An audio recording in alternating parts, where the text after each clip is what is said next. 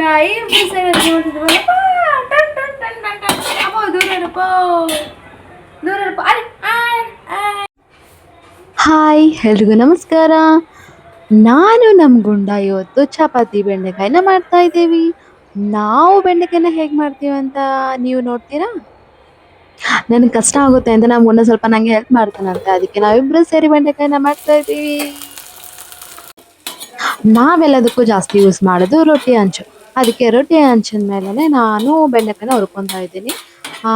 ನಾನೇನು ಬೆಂಡೆಕಾಯಿನ ಹುರ್ಕೊಂತ ಇದ್ದೀನಲ್ಲ ಅದೇ ರೀತಿ ಏನಪ್ಪ ಈರುಳ್ಳಿ ಕೂಡ ಹುರ್ಕೋಬೇಕು. ಆಮೇಲೆ ಟೊಮೊಟೊ ಕೂಡ ಅದೇ ರೀತಿ ಸ್ವಲ್ಪ ಆಯಿಲ್ ಹಾಕಿ ಹುರ್ಕೋಬೇಕು. ನಮ್ಮ ಗುಂಡ ಮಲ್ಕೊಂಡಾಗ ನಾನು ಬೇಗ ಬೇಗ ಕೆಲಸ ಮಾಡ್ಕೋಬೇಕು ಅಂತ ನಾನು ಅನ್ಕೊಂತೀನಿ, ಆದರೆ ಅದು ಆಗೋದೇ ಇಲ್ಲ. ಈ ಟೇಕಿಂಗ್ ಸ್ಮಾಲ್ ನ್ಯಾಪ್ ಅನ್ನೋ ಥರ ಚಿಕ್ಕದಾಗಿ ಒಂದು ನ್ಯಾಪ್ ತೊಗೊತಾನೆ. ಒಂದು ಹಾಫ್ ಆನ್ ಅವರು ಮಲ್ಕೊತಾನೆ ಅಷ್ಟೇ. ಆ 1 ಅವರ್ ಮಲ್ಕೊಂಡ್ರೆ ನನ್ನ ಕೆಲಸ ಎಲ್ಲ ಕಂಪ್ಲೀಟ್ ಆಗಿಬಿಡುತ್ತೆ. ಆದರೆ ಅವನು 1 ಅವರ್ ಮಲ್ಕೊಳ್ಳೋದೇ ಇಲ್ಲ.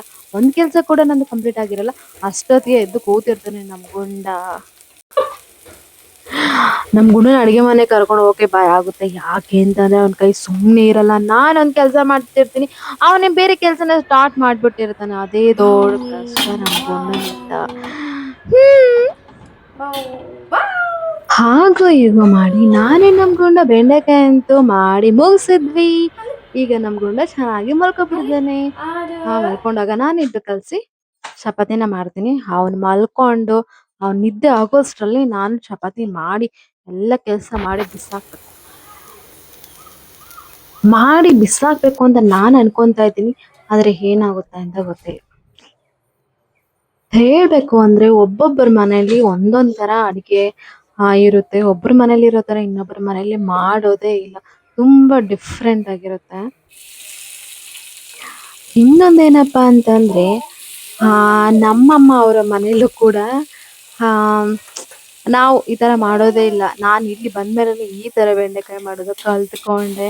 ಈ ತರನು ಮಾಡ್ತಾರೆ, ಇದೆಲ್ಲ ಡಬಲ್ ಡಬಲ್ ಕೆಲಸ ಅಂತ ನಾನು ಅನ್ಕೊಂಡೆ. ಆದ್ರೆ ಸ್ವಲ್ಪ ಟೇಸ್ಟ್ ಆಗಿರುತ್ತೆ ಅಲ್ಲ ತಗೊಂಡ. ನಾವೇನು ಸಪ್ರೇಟ್ ಆಗಿ ಹುರ್ಕೊಂಡಿರ್ತೀವಲ್ಲ ಬೆಂಡೆಕಾಯಿ, ಈರುಳ್ಳಿ, ಟೊಮೊಟೊ ಅವೆಲ್ಲ ಮಿಕ್ಸ್ ಮಾಡಿಕೊಂಡು ಫಸ್ಟ್ ಒಂದು ಪ್ಯಾನ್ ತೊಗೊಂಡು ಪ್ಯಾನಲ್ಲಿ ಇದು ಆಯಿಲ್ ಹಾಕಿ, ಆಯಿಲ್ ಆದಮೇಲೆ ಸಾಸಿವೆ ಜೀರಿಗೆನ ಹಾಕಿ ಇವೆಲ್ಲ ಏನು ಫ್ರೈ ಮಾಡ್ಕೊಂಡಿರ್ತೀವಲ್ಲ ಅವನ್ನೆಲ್ಲ ಹಾಕಿ ನಾನು ಸ್ವಲ್ಪ ಅರಿಶಿನ ಹಾಕ್ಕೊತೀನಿ, ಖಾರ, ಉಪ್ಪು ಹಾಕ್ಕೊತೀನಿ ಅಷ್ಟೇ. ನಿಮಗೆ ಬೇಕು ಅಂತಂದರೆ ಗಾರ್ಲಿಕ್ ಅದು ಕೂಡ ಸ್ವಲ್ಪ ಹಾಕ್ಕೋಬೋದು. ಎಲ್ಲ ಹಾಕಿದ್ಮೇಲೆ ಚೆನ್ನಾಗಿ ಮಿಕ್ಸ್ ಮಾಡಿಕೊಂಡು ನಾನು ಒಂದು ಚಿಕ್ಕ ಗ್ಲಾಸು ನೀರನ್ನ ಹಾಕ್ಕೊತಾ ಇದ್ದೀನಿ.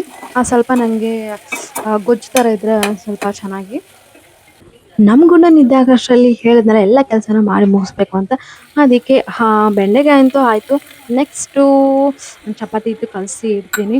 ನಮ್ಮ ಗುಂಡಂಗೆ ಹಾಗೆ ರಾಗಿ ಸರಿನಾ ಮಾಡ್ಕೊತೀನಿ. ಹೇಳಿದೆ ಅಲ್ವಾ, ನಮ್ಮ ಗುಂಡ ನಿದ್ದೆ ಆಗೋಷ್ಟರಲ್ಲಿ ನಾನು ಚಪಾತಿ ಮಾಡಬೇಕು, ಬೆಂಡೆಕಾಯಿ ಮಾಡಬೇಕು, ಎಲ್ಲ ಕೆಲಸನೂ ಮಾಡಿ ಮುಗಿಸ್ಬೇಕು ಅಂತ. ಹಾಗೆ ನಮ್ಮ ಗುಂಡಂಗೂ ರಾಗಿ ಸರಿ ಕೂಡ ಪ್ರಿಪೇರ್ ಮಾಡ್ತಾ ಇದ್ದೀನಿ. ಯಾಕೆ ಅಂದರೆ ಅವ್ನು ನಿದ್ದೆ ಆಗೋಷ್ಟರಲ್ಲಿ ಸ್ವಲ್ಪ ಇದು ಕೂಡ ಪ್ರಿಪೇರ್ ಆದರೆ ನಮ್ಮ ಗುಂಡಂಗೆ ಎದ್ದ ತಕ್ಷಣ ತಿನ್ನಿಸ್ಬೋದು.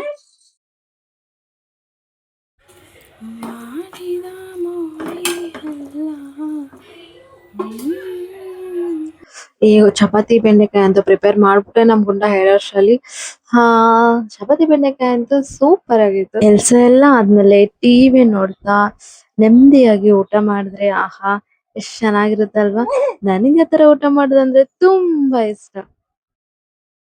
ಹೇಗಿತ್ತು ಈ ವಿಡಿಯೋ ನಿಮ್ಗೆ ಇಷ್ಟ ಆದ್ರೆ ಲೈಕ್ ಮಾಡಿ, ಶೇರ್ ಮಾಡಿ, ನಮ್ಮ ಗುಂಡಗೋಸ್ಕರ ಸಬ್ಸ್ಕ್ರೈಬ್ ಮಾಡ್ಬೋದಲ್ವಾ.